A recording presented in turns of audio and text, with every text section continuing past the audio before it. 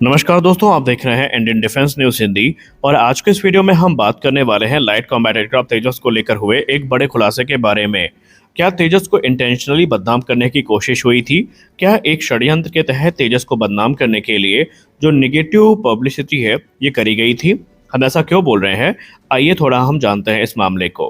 देखिए, Dubai air show के बाद से कुछ चुनिंदा मीडिया हाउसेस ने लाइट कॉम्बैट एयरक्राफ्ट तेजस को टारगेट किया था।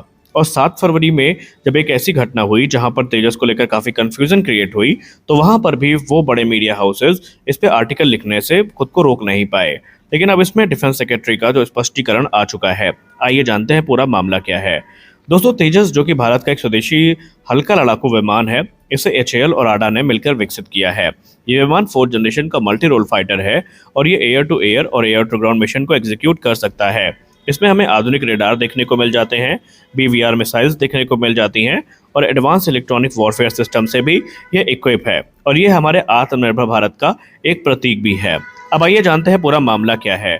देखिए, हाल ही में 2 घटनाएं हुई जो चर्चा का विषय बनी हुई थी। पहला था दुबई एयर शो। यहाँ पर एक कैटास्ट्रॉफिक फेलियर होता है जहाँ पर एयर शो के दौरान ही तेजस में तकनीकी खराबी आती है और वो क्रैश हो जाता है। हालांकि उसको हम तकनीकी खराबी नहीं कह सकते, वो एक अनफॉर्चुनेट इंसिडेंट था। लेकिन 7 फरवरी की घटना काफ़ी गंभीर थी। 7 फरवरी को लेकर यह दावा किया जाता है कि तेजस जो है लैंडिंग के दौरान कंट्रोल खो देता है और क्रैश हो जाता है। बाद में कुछ रिपोर्ट में दावा किया जाता है कि रनवे ओवरशूट हो जाता है और तेजस में जो डैमेज है वो बियॉन्ड रिपेयर होता है। और उसके बाद डिज़ाइन फ्लॉ का दावा किया गया था और तेजस में कुछ बड़ी तकनीकी खामियों के बारे में चर्चा हुई थी। हालांकि अब रक्षा सचिव हमारे राजेश कुमार सिंह सर ने यह स्पष्ट कर दिया है कि जांच में यह पता चला कि तेजस में ना कोई सिस्टमैटिक फॉल्ट है, ना कोई डिज़ाइन रिलेटेड डिफेक्ट मिला है। फ्लीट पूरी तरीके से ऑपरेशनल है। उन्होंने 7 फरवरी की घटना को एक माइनर एक्सीडेंट बताया। उन्होंने कहा कि उस घटना में पायलट को इजेक्ट तक करना नहीं पड़ा, तो आप समझ सकते हैं कि हालात पूरी तरीके से कंट्रोल थे। सैन्य विमान में जब इजेक्शन होता है तो उसका मतलब ये सीधा होता है कि स्थिति आउट ऑफ कंट्रोल है और बहुत गंभीर है। लेकिन तेजस के साथ ऐसा कुछ भी नहीं हुआ। एयरक्राफ्ट कंट्रोलेबल था, क्रू ने स्थिति संभाल ली थी, कोई जान का खतरा नहीं था।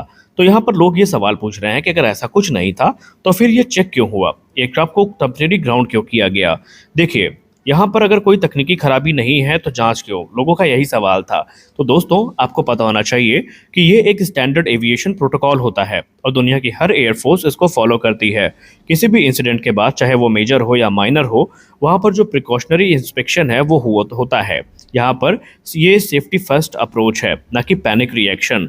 अब अगर हम बात करें इस सिनेरियो की, तो यहाँ पर भी भारतीय वायुसेना ने यही किया। भारतीय वायुसेना ने एयरक्राफ्ट की टेम्परेरी जांच करी और यहाँ पर फ्लीट को ग्राउंडेड नहीं किया गया। सभी एयरक्राफ्ट ऑपरेशनल हैं। इंडियन एयरफोर्स को किसी भी कैपेबिलिटी का सामना नहीं करना पड़ा। और सबसे खास बात तो ये है कि तेजस फाइटर एयरक्राफ्ट ना सिर्फ ऑपरेशनल है, बल्कि अभी भी यह भारत के आत्मनिर्भर भारत जो इनिशिएटिव है उसको साथ में लेकर उड़ान भी भर रहे हैं। देखिए, तेजस हमारे लिए सिर्फ एक फाइटर जेट नहीं है, ये मेक इन इंडिया की सफलता है, इंपोर्ट डिपेंडेंसी कम करने का माध्यम है और भविष्य में एमका और तेजस मार्क 2 का आधार भी है। और इसीलिए तेजस पर जब विश्वास मजबूत रहता है तो हम ये मान के चलते हैं कि हमारी सीमाएं भी सुरक्षित हैं। और आने वाले भविष्य में आप ये देखेंगे कि तेजस ना सिर्फ दुनिया के बेहतरीन फाइटर एयरक्राफ्ट में अपना नाम ऐसे ही बना के रखेगा जैसे अभी बना हुआ है, बल्कि इसमें हमें बहुत सारे जो एडवांस फीचर और बदलाव है ये भी होते दिखाई पड़ेंगे। यानी स्पष्ट है कि वो जो क्रैश का पूरा मामला था 7 फरवरी वाला, उसमें कोई मेजर एक्सीडेंट नहीं हुआ था। उसमें जो कुछ भी हुआ था वो कंट्रोलेबल था और एयरक्राफ्ट भी पूरी तरीके से सुरक्षित है। उसको भी वायुसेना के बेड़े से बाहर नहीं किया गया है और डिफेंस सेक्रेटरी ने अपनी पुष्टि कर दी है। आपको क्या लगता है कि क्या वाकई अब तेजस पूरी तरीके से एक मैच्योर प्लेटफॉर्म बन चुका है, या फिर तेजस को बदनाम करने के लिए जानबूझकर ऐसे आर्टिकल्स लिखवाए जाते हैं? आपकी इसके लेकर क्या राय है, हमें अवश्य बताएं। मिलते हैं अगले वीडियो में, तब तक के लिए जय हिंद।